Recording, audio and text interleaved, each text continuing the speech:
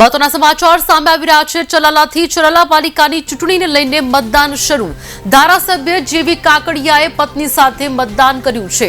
જેવી કાકડિયાએ પ્રાથમિક શાળા ખાતે મતદાન કર્યું છે। ચલાલા પાલિકાના 6 વોર્ડની 24 બેઠકો માટે મતદાન શરૂ। જેવી કાકડિયા ધારાસભ્ય ધારી બગસરા ખાંભા આજે મારા હોમ ટાઉન નગરપાલિકા ચલાલાની જ્યારે ચૂંટણી છે ત્યારે મતદાન થઈ રહ્યું છે।